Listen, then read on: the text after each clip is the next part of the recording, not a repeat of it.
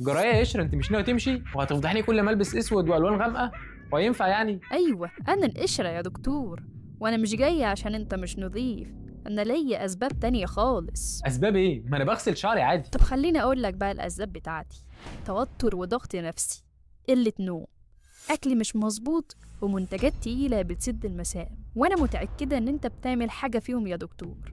عشان كده أنا بطلع لما الفروة بتاعت راسك تتلخبط من الحاجات اللي أنا قلتها. يعني الموضوع طلع مش شامبو وخلاص؟ لو شامبو عادي مش هيعمل أي حاجة، لأن أنا في الأصل فطريات بتنشط في فروة راسك. فطريات؟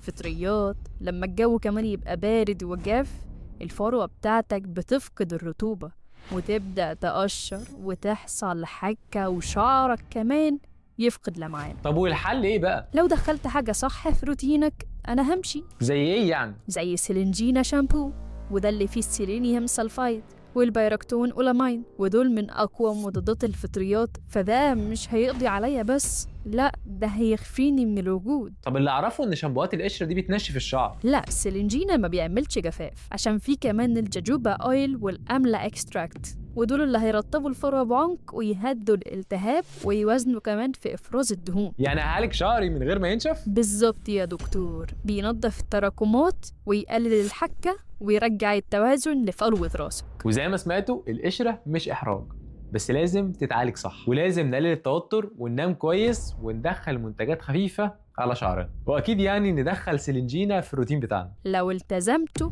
أنا مش هرجع. واللي بيسأل نجيب سيلينجينا شامبو منين؟ سيلينجينا شامبو متوفر في كل الصيدليات، فروحوا اشتروه لو عندكم قشرة، وما تنسوش تعملوا فولو للدكتور. واكتبوا لنا تحت في الكومنتات تحبوا نتكلم عن ايه الفتره الجايه.